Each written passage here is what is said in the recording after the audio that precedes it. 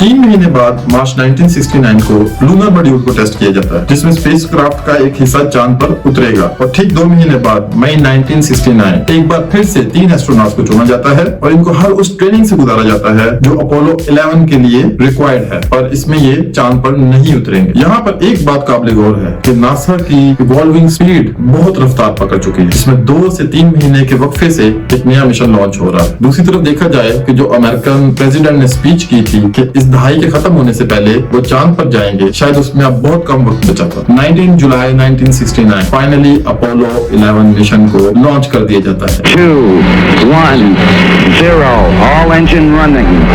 Liftoff. We have a liftoff. 32 minutes past the hour. Liftoff on Apollo 11.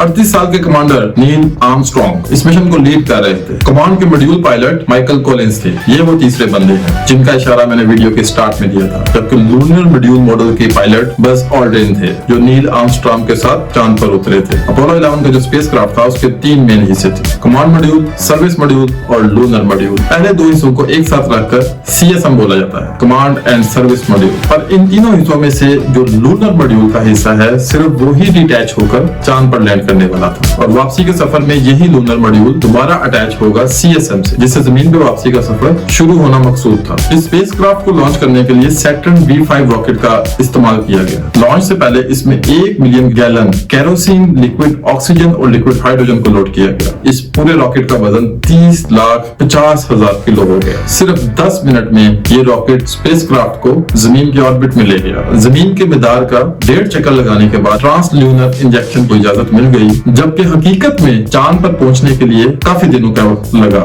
इस दौरान astronauts अपना time pass करते रहे, खाते रहे, एक्सरसाइज करते रहे, तस्वीरें खींचते रहे। 19 जुलाई 1969 को ये स्पेसक्राफ्ट 4 लाख किलोमीटर का सफर तय करने के बाद चांद के मदार में पहुंच जाता है, और यहाँ पर लूनर मॉड्यूल CSM मॉड्यूल से अलग हो जाता है, डिटैच।